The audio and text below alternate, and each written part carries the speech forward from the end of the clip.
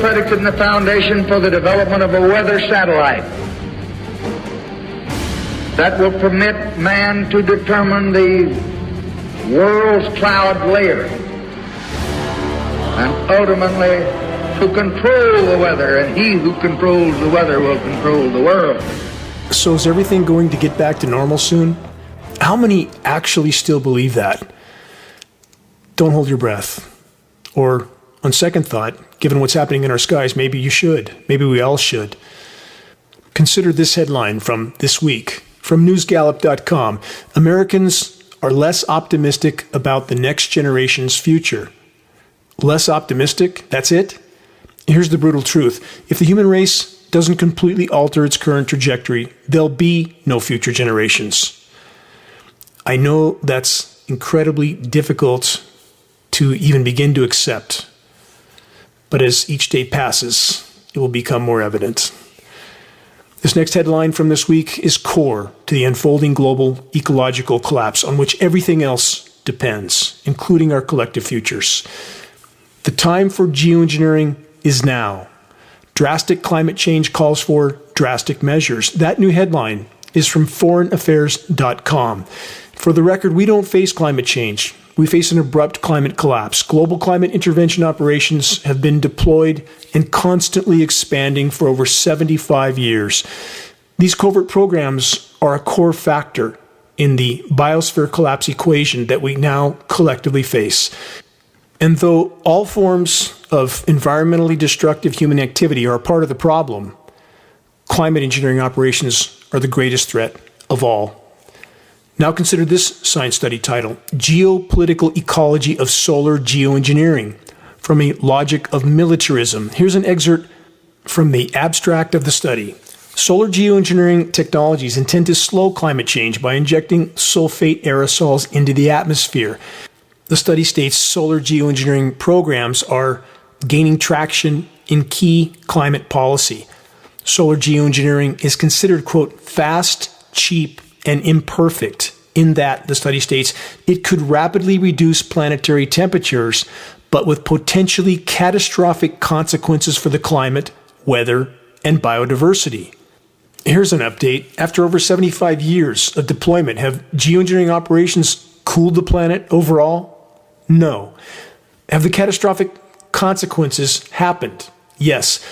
And for our new listeners, I sometimes forget to explain what we're talking about. If they don't know what geoengineering is or climate engineering, you know those long, lingering, expanding trails you see in our skies that are emitted out of jet aircraft on some days but not on other days? That's geoengineering, and that's not condensation. It's a sprayed particulate trail. And no, I'm not speculating on this. We have up-close film footage of these aircraft at altitude, nozzles visible, turning on and off, lab tests from all over the world, taken of precipitation that reveal climate engineering elements raining down through the atmosphere. Everything the so-called climate science community describes as geoengineering, climate engineering, solar radiation management, stratospheric aerosol injection, everything they say we should see in the skies when this is deployed someday has long since been there. But they tell us we're not really seeing what we're seeing. Let's continue on with this theme. From the Harvard University Philosophy Department, this, ethics and solar geoengineering. So much being considered for climate engineering operations that, again, we're officially told aren't actually occurring in our skies. Right. The following audio soundbite is from Harvard scientist Dr. David Keith, the world's most recognized climate engineer. Listen closely. So this problem is absolutely soluble. This geoengineering idea in its simplest form is basically the following. You could put fine particles, say sulfuric acid particles, sulfates, into the upper atmosphere, the stratosphere, where they'd reflect away sunlight and cool the planet. And I know for certain that that will work.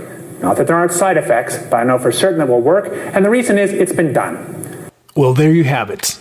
Dr. David Keith knows for certain geoengineering will work. And pay no attention to the catastrophic consequences.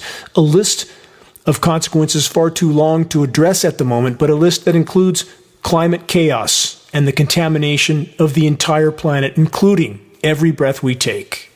You're listening to the weekly installment of Global Alert News. This is Dane Wigington, your host. This is the end of the world as we know it broadcast, commercial-free, non-political, and covering the most dire and immediate threats we collectively face. Let's press on with more breaking reports.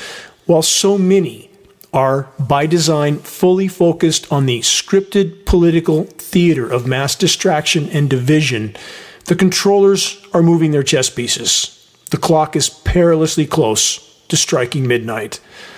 Last week, the current occupant of the White House stated, quote, "Our best days are ahead of us." He further said, "We are the United States of America. There is nothing we can't do." What does he mean exactly? Nothing we can't do. Global climate engineering operations? Is that an example? Or waging nuclear warfare? Could that be another example? And how are these two dire subjects connected?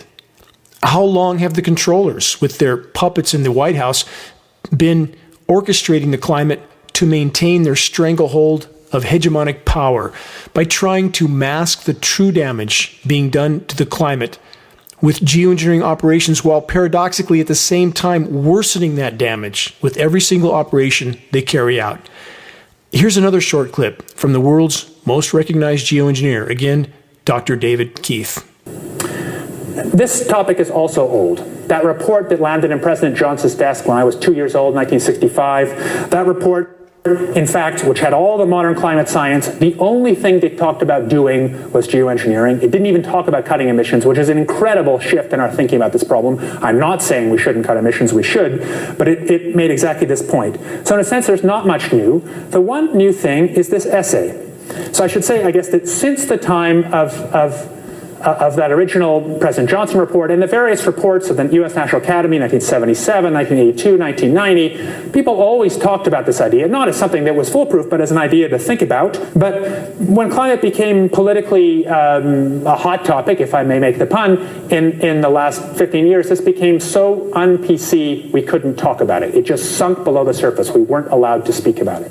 Not allowed to talk about geoengineering operations. And even to this day, not allowed to admit these operations are ongoing. Consider that the U.S. presidential report from 1965 that Dr. Keith mentioned focused on geoengineering the climate in order to maintain the ongoing paradigm of industrialized, militarized society, a paradigm that has now pushed us all to the brink of near-term planetary omnicide. Not somewhere over the horizon. It's actually kicking in the front door now. And all the while, with all the historical documentation of climate engineering operations, with all the film footage of atmospheric spraying operations going on in our skies all over the world going back many decades, with all the lab testing from all over the world, that conclusively confirms highly toxic climate engineering elements are wreaking havoc on the entire biosphere and contaminating every breath we take. Climate engineering cover-up actors like Dr. David Keith continue with their efforts to convince populations that climate engineering is only a proposal. It is my humble opinion that the part of Dr. David Keith, the part he is playing, along with his climate engineering colleagues, is nothing short of criminal. For the record, the National Weather Service and the National Oceanic and Atmospheric Administration employees, aka the nation's weather personnel, are also not allowed to speak about what's actually going on in our skies. In their case, the illegal federal gag order is certainly a factor. If populations around the world could be awakened to the reality of the climate engineering operations, awakened to the fact that all of us have been subjected to a grand and lethal experiment without our knowledge or consent, we could alter the equation. We could make a quantum leap in the right direction. We could cause a shockwave around the world. We could still make a difference. Let's keep going. From multiple sources, scientists warn and report that climate change has pushed Earth to, quote, code red. From that report, world scientists warning of climate emergency 2022. Yes, collapse is here. It's unfolding now. Let's listen to what the former director of the CIA has to say about geoengineering. And though some that have now thankfully joined this battle may have heard what the former head of the CIA had to say, but many have not yet heard his words. Here's John Brennan, former CIA director, and while listening, ask yourself, why is the director of the CIA tangled up in climate engineering technologies? I'll let the listener decide. Here it is. Another example is the array of technologies, often referred to collectively as geoengineering, that potentially could help reverse the warming effects of global climate change. One that has gained my personal attention is stratospheric aerosol injection, or SAI, a method of seeding the stratosphere with particles that can help reflect the sun's heat in much the same way that volcanic eruptions do. An SAI program could limit global temperature increases, reducing some risks associated with higher temperatures and providing the world economy additional time to transition from fossil fuels. This process is also relatively inexpensive. The National Research Council estimates that a fully deployed SAI program would cost about $10 billion yearly. As promising as it may be, moving forward on SAI would also raise a number of challenges for our government and for the international community. On the technical side, greenhouse gas emission reductions would still have to accompany SAI to address other climate change effects, such as ocean acidification, because SAI alone would not remove greenhouse gases from the atmosphere. On the geopolitical side, the technology's potential to alter weather patterns and benefit certain regions of the world at the expense of other regions could trigger sharp opposition by some nations. Others might seize on SAI's benefits and back away from their commitment to carbon dioxide reductions. And as with other breakthrough technologies, global norms and standards are lacking to guide the deployment and implementation of SAI. Yes, SAI operations, stratospheric aerosol injection, that's really taking place generally in the upper troposphere. And that's the jet aircraft you see spraying particle dispersions across our skies, and it's not condensation. Again, please search the jet spraying section on the homepage of geoengineeringwatch.org to see film footage proof that these are sprayed dispersions. How many are still trying to convince themselves that the crime syndicate, masquerading as our government, would never deploy climate engineering operations without our knowledge or consent? Trying to convince themselves that the controllers would never do this to serve their own agendas and objectives.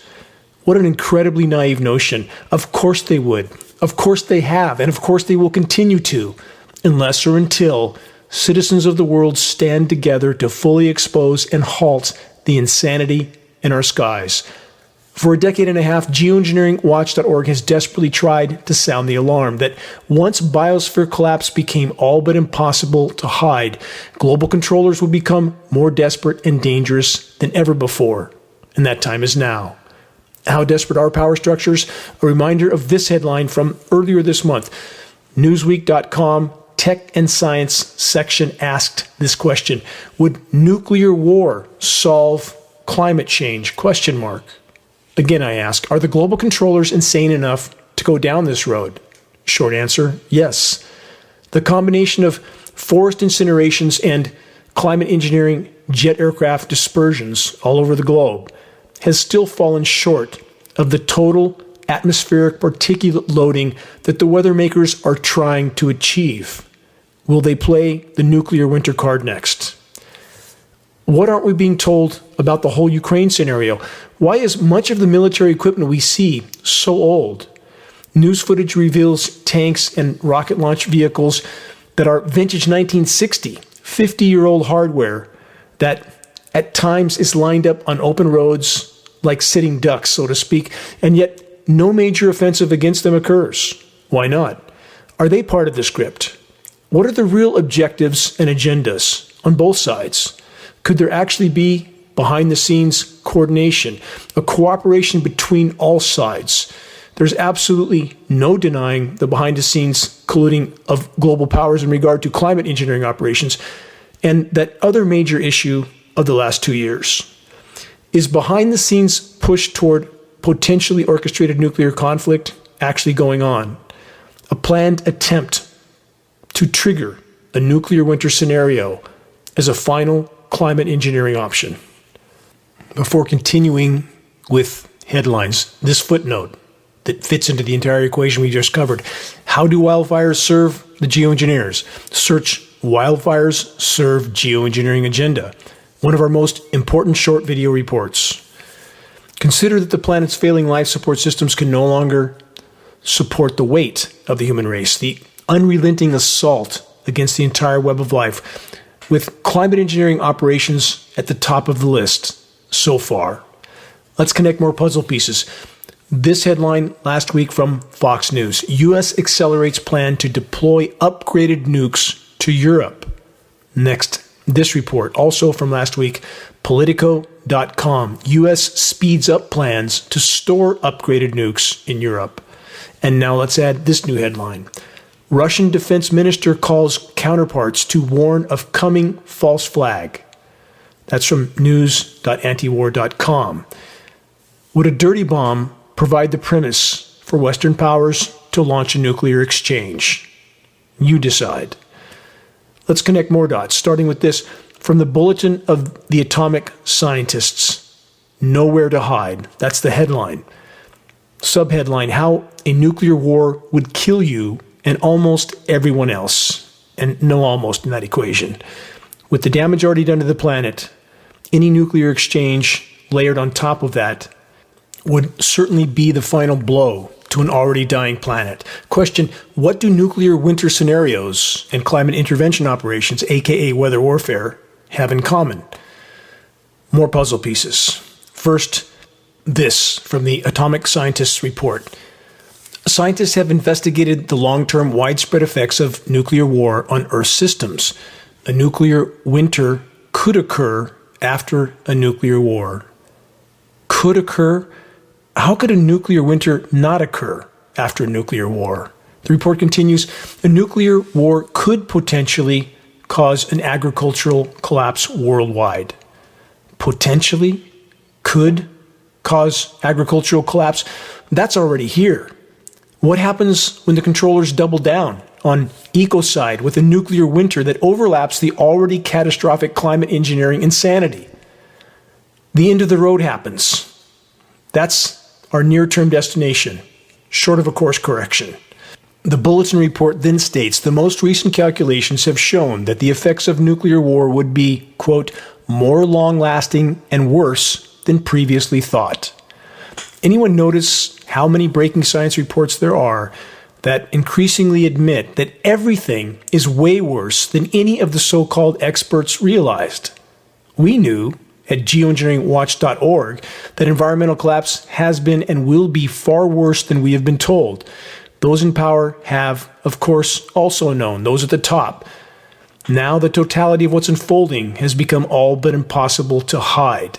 Biosphere collapse has beat the controllers to the intersection, and now they're chasing a ball downhill at warp speed. Here's more from the Atomic Scientists report. Nuclear war would have the potential to cause global climatic change, disrupting every form of life on Earth for decades. No, not decades, for tens of millions of years, if not forever. Here's some perspective. The most recent and most comparable mass extinction on our planet occurred 55 million years ago. That's the PETM event, the Paleocene-Eocene thermal maximum. The post-event equilibrium period was in the range of 10 to 20 million years. That's 10 to 20 million years for the Earth to actually recover. The current mass extinction is mathematically occurring hundreds of times faster than the PETM event, which makes it exponentially worse. Where does that put us? And it's already this bad without the probable coming nuclear exchange. The nuclear scientists then say this: the climatic effects of massive injection of aerosols into the stratosphere following a nuclear war would lead to the heating of the stratosphere, ozone layer depletion, and cooling at the surface under this cloud. Let's stop there. This scenario is a direct parallel to the stated goals and consequences of climate intervention operations.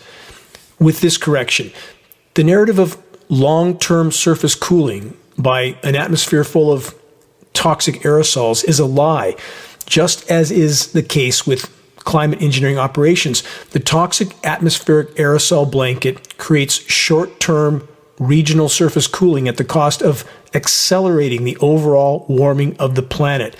Aerosol clouds eventually trap more heat than they deflect. Again, they destroy the ozone layer, which by itself is an extinction level scenario. Game over. Welcome to Venus syndrome, not a metaphor. Next statement from the report, confirmation of what I just said. The report states the loss of the Earth's protective ozone layer would result in several years, they say, of extremely high ultraviolet radiation. False again. Not several years of extremely high UV radiation. That's already here. It's been worsening for decades. It's already at critical levels. A nuclear exchange would be the final nail in our collective coffins. More from the Bulletin of Atomic Scientists. Globally, they say, the average sunlight in the UVB range would increase by 20%. That's complete nonsense. It's up several 100% now on certain instances. The ozone layer waxes and wanes. It's not a constant. Some days it's far worse than others. But overall, the entire planet is thinning regarding the ozone layer. They continue, high levels of UVB radiation are known to cause sunburn, photoaging, skin cancer, cataracts in humans. They also inhibit, i.e. UVB, photosynthesis reaction required for leaf expansion and growth. Like what we see right now, it's already happening and has been. This is exactly the scenario that Geoengineeringwatch.org has warned was already occurring and accelerating since we first published our UV radiation readings in 2014. We have had two experts that have metered for us. The current expert is a former NASA contract engineer with state-of-the-art equipment that Geoengineeringwatch.org supplied him right now today. The UVB and UVC levels are far worse than what the so-called atomic scientists say could happen, might happen after nuclear exchange. So much for the experts. Paid liars with few exceptions. Climate engineering, atmospheric aerosols are decimating the ozone layer. Though the rate of destruction is slower and more insidious than a nuclear exchange, the result is the same. The extreme UV radiation damage signs are everywhere. Scorched, misshapen, and stunted trees and leaves. The Cambrian layer of many trees, aka the bark, the living layer of the tree, is scorched to the core from tip to trunk on the sun-exposed side. Extreme UV radiation is slaughtering plankton. These organisms need to photosynthesize sunlight. Thus, they must spend time in the upper layers of the water column, and now they're being fried by extreme UV levels, including UVC, a DNA-damaging spectrum of UV radiation that's hitting the surface of the planet now. Again, this reminder, Atlantic plankton populations 90% crash today. No plankton, no people. Existential threats of this magnitude can't be hidden for much longer.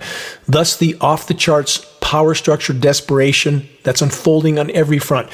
The Bulletin of Atomic Scientists then state that after a nuclear exchange, the particles lofted into the atmosphere would, quote, reduce the amount of solar radiation making it to Earth's surface, and thus precipitation.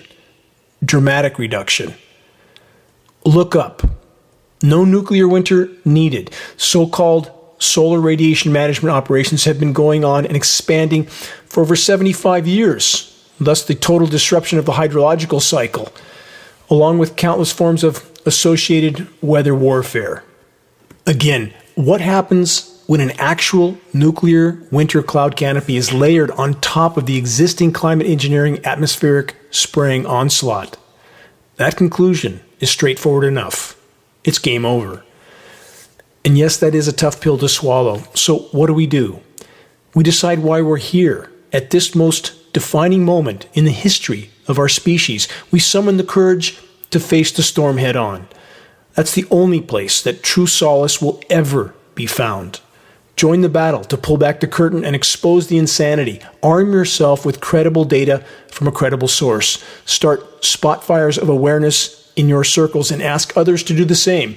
Help us to reach a critical mass of awareness, because then and only then can we have any chance of turning the tide. It can be done. Our numbers grow by the day. We're still in this fight. You're listening to the weekly installment of Global Alert News, the Bad News Broadcast, installment number 377 weeks in a row without fail. October 29th, 2022. This is Dane Wigington, your host. Global Alert News is brought to you by Geoengineeringwatch.org, the largest and most visited website in the world on the subject of climate intervention operations known as geoengineering. We've had over 42 million visitors to our site and counting. The commercial-free, non-political Global Alert News Hour is now broadcast on AM and FM stations in Florida, Texas, 2 stations in San Francisco, Sacramento, San Diego, 2 Colorado stations, including Denver, Portland, Phoenix, Pittsburgh, Santa Cruz, Tucson, Arizona, San Bernardino, California, Washington State, Alabama, New York, 2 stations in the far north of California, and now in North Carolina. Geoengineering Watch wishes to express our deepest gratitude to those that have helped us to expand our reach and our voice in this desperate last-hour effort to sound the alarm. About sounding the alarm, if you're on our email list, please put us on your email contact book so that our mail-outs don't go to spam files. Those that run the social media platforms do everything they can to keep our mail-outs from reaching their destination. Please help us to share the groundbreaking documentary, The Dimming, which fully exposes the climate engineering atrocities. The best way to share is by circulating the direct link to The Dimming by email, directly from the homepage of geoengineeringwatch.org. Sharing directly helps us to overcome social media censorship. When viewing our YouTube of The Dimming or Global Alert News or any other Geoengineering Watch video on YouTube, please subscribe, share, and comment, all of which helps us to circulate critically important data to a much wider audience. In regard to how we most effectively wake others to the climate engineering crisis, Geoengineering Watch awareness-raising materials can be found on our homepage. Our only goal is to provide activists what they need to move this fight forward. There's very high-quality printed materials and just added climate engineering conversation starters, our new Geoengineering Watch shirts, scannable business cards, and bumper stickers. Our printed materials go out at less than our cost. We're doing everything we can to get these materials into circulation. Every single day counts in this battle. All these materials are effective tools to help strike up a conversation on the climate engineering issue, and that's how you plant a seed of awareness. And doing so is the first and most important leap we can make toward getting the as of yet uninformed to look up. Waking the masses to the climate engineering onslaught is the great imperative of our time. If we can expose it, we can stop it from the inside out as we awaken our military brothers and sisters to what they're participating in, aka their own demise. They're being told they're doing something beneficial for the planet, which couldn't be further from the truth. Final footnote, if you want to share a picture of yourself with a geoengineeringwatch.org shirt, perhaps at a gym, farmer's market, or busy street downtown, etc., please send your photo to us so that we can post it as part of our activist compilation, which is now part of our materials page. The images encourage others to make their voices heard in this all-important battle to sound the alarm. The new geoengineeringwatch.org shirt can start the all-important conversation about what's happening in our skies. Moving on, about those highly toxic atmospheric particles creating drought, the geoengineering jet aircraft that are tainting skies all over the world. This headline from last week from Politico.com, United States of mega drought. From that report, drought has engulfed large swaths of the country, threatening parts of the nation's food and power supply, and it's getting worse. The report then says more than 80% of the continental U.S. is experiencing unusually dry conditions. That's a gross understatement. Or extreme and exceptional drought, that's closer, which is the largest proportion since the National Oceanic and Atmospheric Administration began keeping records. Stopping for a moment there, everything that's happening is exactly what Geoengineeringwatch.org said would happen going back a decade and a half. Our first full-page newspaper ad, Northern California newspaper, very expensive ad, laid out exactly what has taken place since that time. It couldn't not happen. If these programs were allowed to continue, they did. They were expanded still further, and so did the drought. The climate engineers have shut off the flow of precipitation to the western U.S. They let some in, and what they do let in is toxic. They typically use the moisture that's allowed in for these flash cool downs, engineered snowstorms that do unimaginable devastation to what little bit of the forest is left. This is nothing short of weather warfare. The Politico.com article continues with this. Winter is expected to intensify and spread the dry conditions, killing crops and increasing fire risks in regions that don't usually face such dangers. That statement was directly from NOAA, National Oceanic and Atmospheric Administration. This is the scheduled weather. Drought increasing even in winter. Welcome to climate engineering. The mega drought report then states that could spell trouble, i.e., no rain, for electricity production in states such as California, Arizona, and Nevada, depleting water supplies needed to cool power plants and reducing the flow of hydroelectric dams on waterways like the Colorado River. Keep this in mind. Climate engineering radically reduces all three primary forms of alternative energy: solar, wind, and hydropower. It blocks the sun. It reduces overall wind flow. It's a condition now called global stilling. There are wind droughts near wind farms. And hydropower, of course, because they can shut down the flow of precipitation, which they are doing in so many parts of the globe. So why aren't the so-called environmental organizations addressing climate engineering? Good question. The report then states this: of particular concern is the Mississippi River, where record low water levels are making it hard to move cargo by barges, which is vital for transporting crude oil, corn, soybeans, and other essentials. Cut off the rain, crush crops, cripple transport, control populations, connect the dots. The report then says, the developing drought across the Mississippi Basin is also allowing salt water to enter from the Gulf of Mexico, covered this on an earlier broadcast, which could, they say, contaminate drinking water. Not could, not may, not might. Already has, and it's going to get worse. Then this, the 22-year mega drought in the West has deepened so much that it's now considered the driest in at least 1,200 years, covered that many times. Authors of a recent study in the journal Nature Climate Change found that 42% of the drought is attributable, they say, to human-caused climate change, confirming experts' worst-case prediction for the current level of global warming. Again, it's not just global warming, it's not just climate change, it's abrupt climate collapse. Climate intervention operations are at the top of the list of environmentally devastating human activities. In regard to the epic droughts, geoengineering is the core causal factor. Search the engineering drought section on the homepage of geoengineeringwatch.org to learn more. Am I denying anthropogenic damage to the climate or the planet as a whole? Absolutely not. I never have. What I'm saying is there can't be a legitimate discussion on the subject without first and foremost addressing climate engineering. That goes with any perspective. Whatever you think is happening with the climate or not, climate engineering must be addressed. So many times on this broadcast, I've tried to make clear that the climate engineers control the spigot. They control the rain, where it will fall, where it won't, how toxic the rain will be. The long since catastrophic drought in the breadbasket state of California is now scheduled, as I just covered, to get far worse still.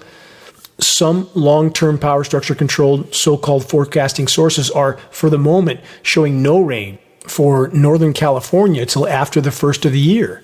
If that were to occur, that would mean in my location on the east side of Lake Shasta would have had about 7 inches of rain for an entire year.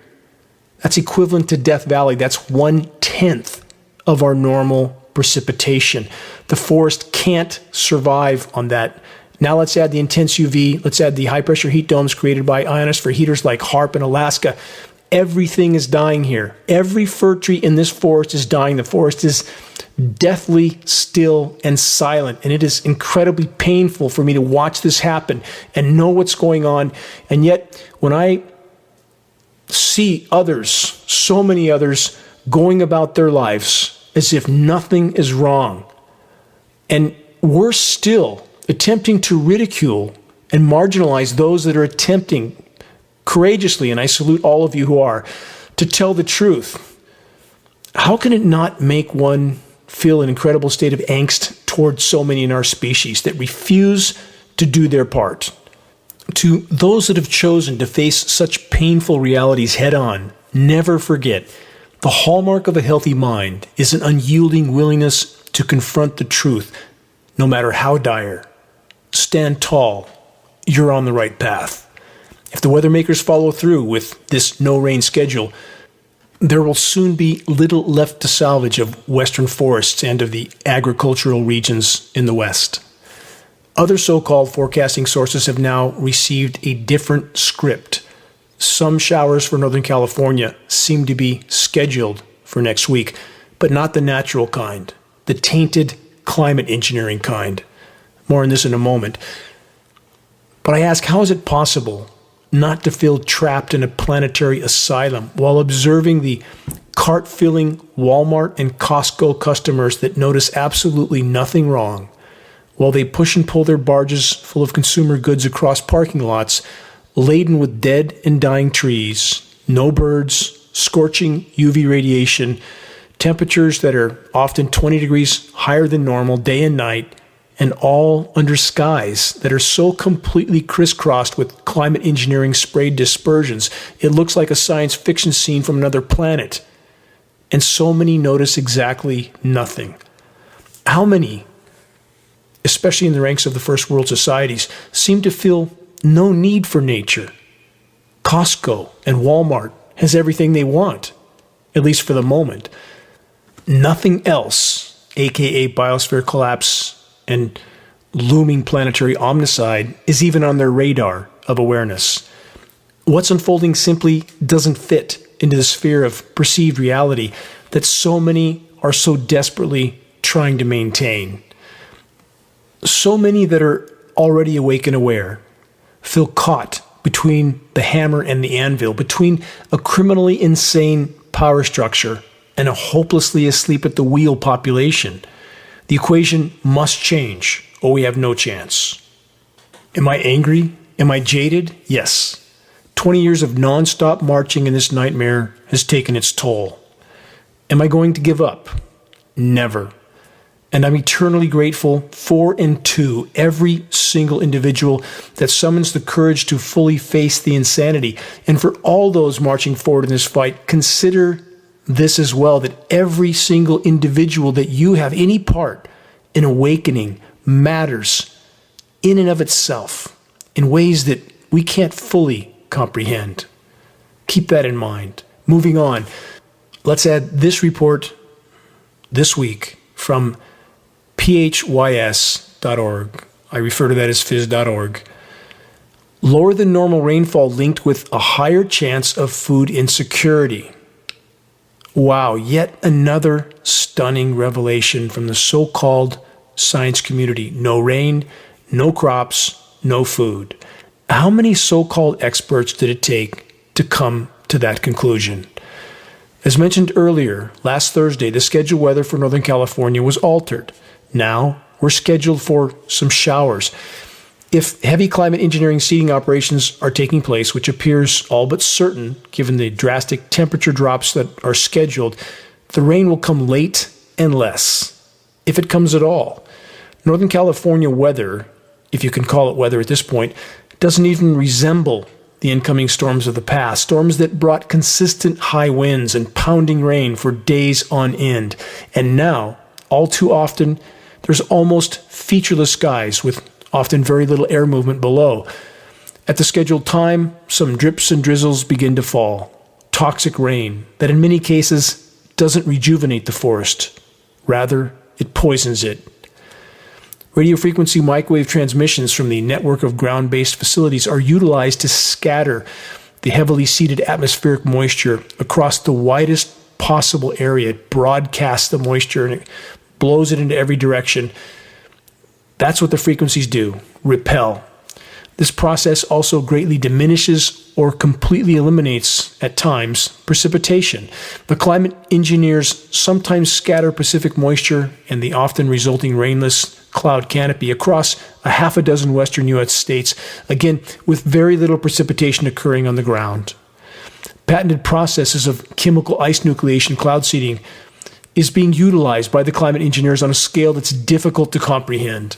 The toxic endothermic elements, i.e. energy-absorbing elements being used, create a cold, dense layer of air that descends to the surface. Under many conditions, the weather makers can spray enough of these elements to turn what should have been rain into snow.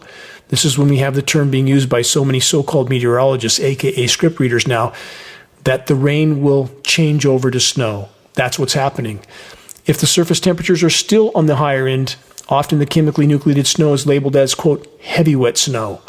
It generally sticks to trees and everything else. It's toxic. We have tested over and over. Don't eat the snow. And I don't say that lightly. Review the engineering winter section on the homepage of geoengineeringwatch.org to learn more about chemical ice nucleation operations. But we just need to go green, right? That'll save us from ourselves. How's that going so far? Another new headline to consider. Global economy must green faster to prevent dire climate impacts. Guess what?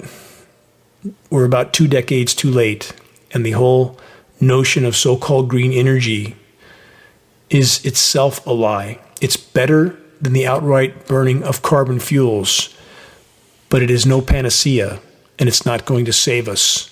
There are many, many downsides. There simply isn't enough planet to go around at this point, and those in power are doing their best to thin the herd. Since the global controllers are the most responsible for the very dark place we now find ourselves in, shouldn't they be the first to walk the plank? You decide. From the Washington Post, why are there so few dead bugs on my windshield these days? Question mark. That's the headline. The report says windshields bearing no evidence of insect life whatsoever. It feels like a fundamental pillar of the planet's ecology has snapped. That's because it has. The report states from 1996 to 2017, insect splatters fell by 80%. There's 10 million insect species dying off by the day. Geoengineeringwatch.org first published the 80% insect population drop statistic 10 years ago. 10. Why did it take the so-called science community so long to catch up? And now the percentage is actually higher than 80%. Search insect apocalypse and ask yourself this question. If the insects can't make it, how long do we think we're going to be here? And all the while, various versions of the completely scripted political divide, distract, and conquer insanity is pumped out from every mainstream media source and the honorless talking heads that serve them.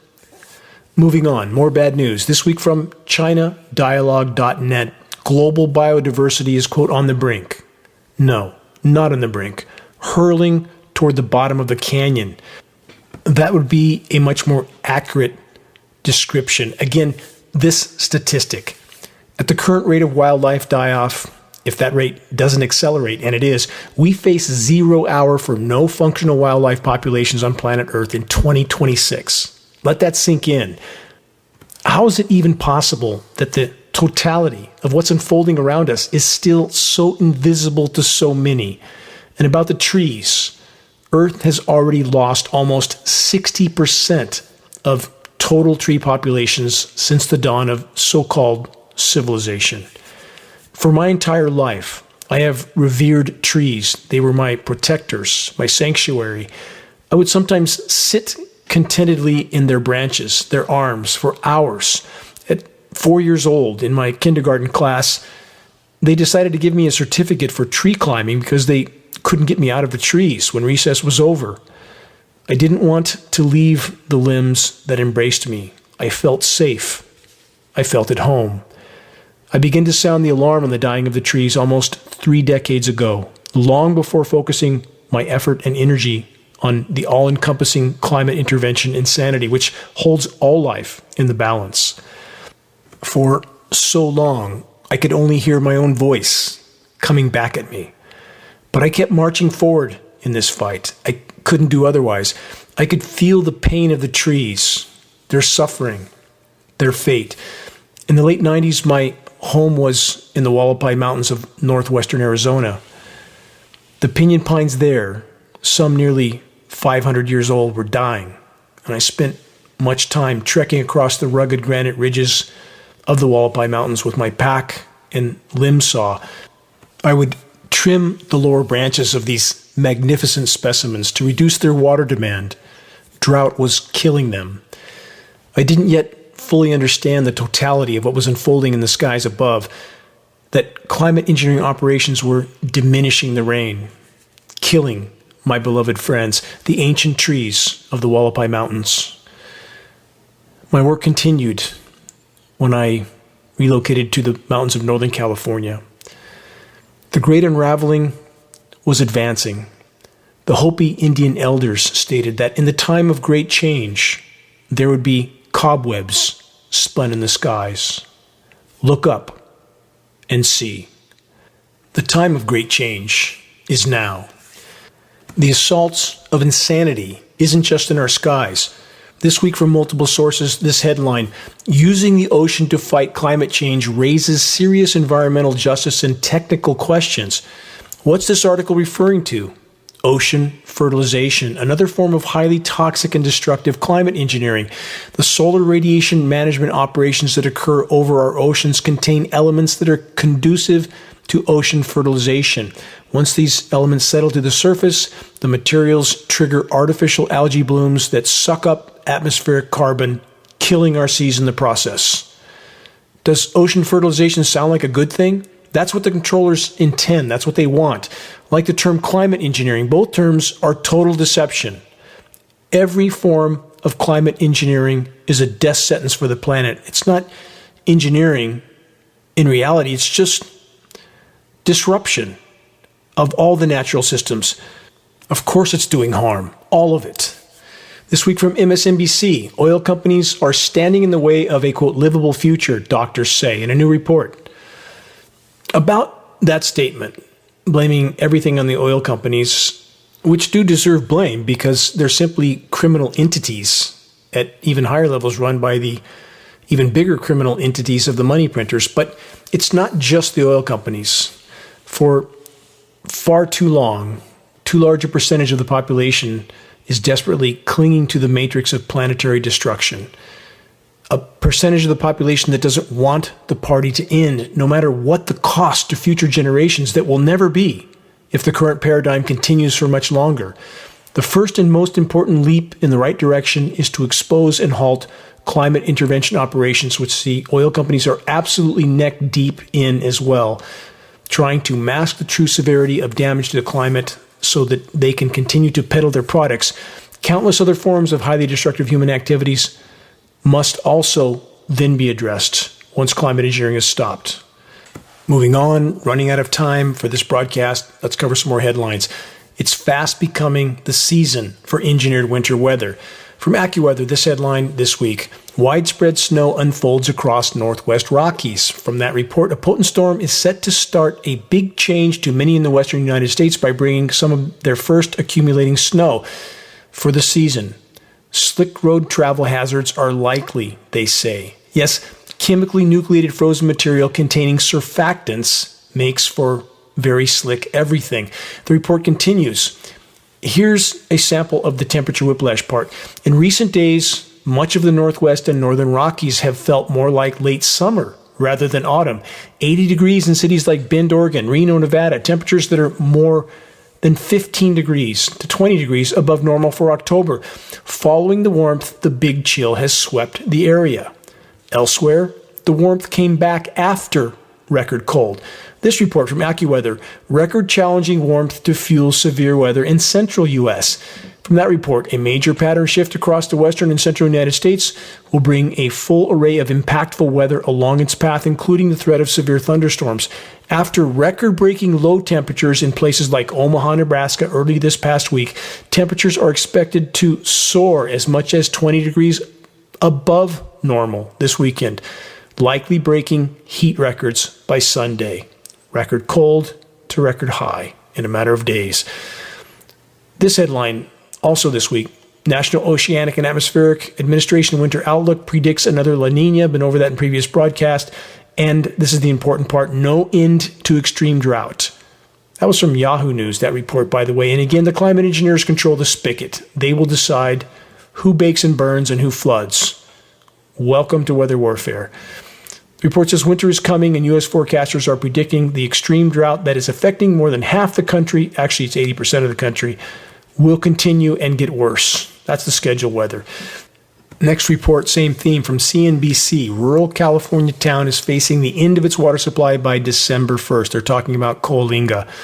They're attempting to purchase water from the open market, but the mayor says it's priced too high.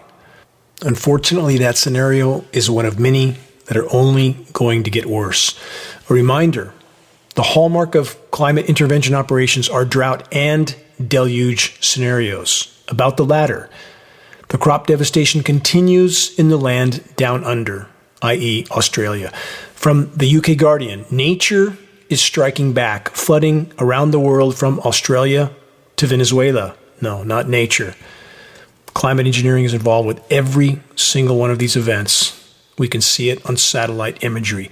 The report states, it has been a drenched 2022 for many parts of the world, at times catastrophically so. A year of disastrous flooding perhaps reached its zenith in Pakistan, where a third of the country was inundated by heavy rainfall from June, killing more than 1,000 people in what Antonio Guterres of the UN called an unprecedented natural disaster. Again, no, not natural.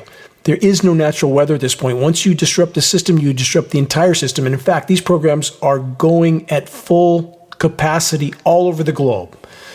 From Climate Action Australia, this Australian farmers have no defense left against, quote, extraordinary weather events that have become all too common. From that report, politicians and the public need to think hard because if widespread rain continues, farmers are likely to lose a large portion of an entire year's income. If crops fail or cannot get to market, that does have implications for price and food supply for Australia.